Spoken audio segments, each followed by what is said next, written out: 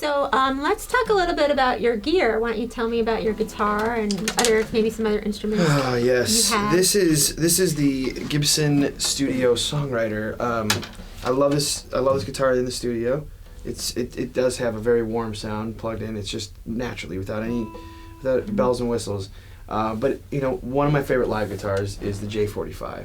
A vintage J45 on stage, to me, nothing sounds better. That's just to me. But the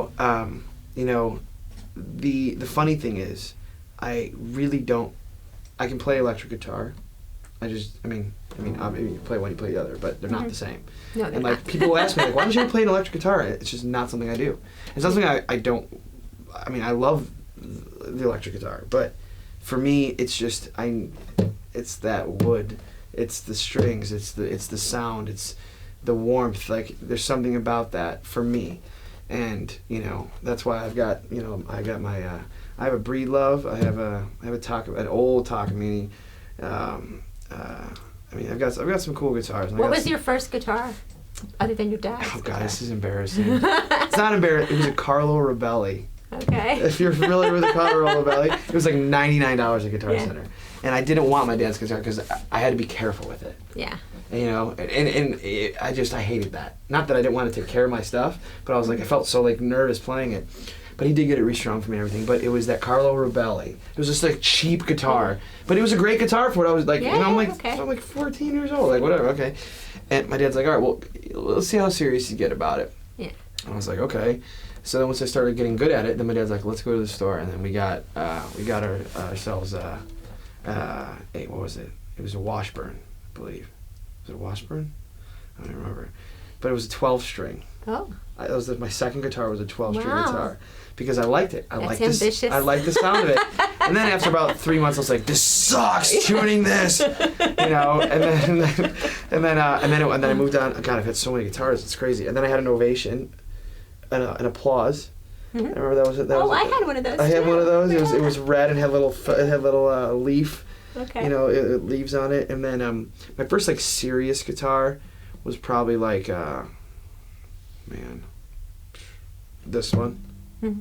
I mean, seriously, Yeah. like where I was like, I've had this one for a while, but I think when I was always trying out new guitars, always like this is, my wife got me this Breedlove guitar, which actually I love. I was in Nashville and I sat down and played it, and she like wrote down what it was, and they shipped it to me on my birthday. She gave it to me. I was really happy, and it's just that's totally like a beautiful. I call them like campfire guitars, where you can just literally, you don't have to plug them in, you can just sit there and play them, and they sound awesome. And it's a great sounding guitar, but for me, live playing, nothing sounds better than that J45. Mm-hmm. And this one, I like this one a lot too, but those are my favorites. So is that the guitar that you used for the album? Yeah. Yeah. I played this on Don't Be Afraid.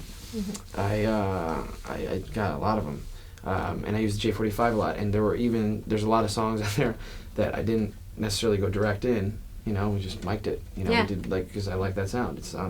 I like that real, you get a different sound of it. So we would go direct in and we'd mic it and we'd layer them, and it's a whole thing. But yeah, it was really fun. But I definitely play this on Don't Be Afraid, the song I'm going to play for you. One of the songs I'm going to play for you, this is the guitar I used. Okay, cool. Yeah. And do you use any,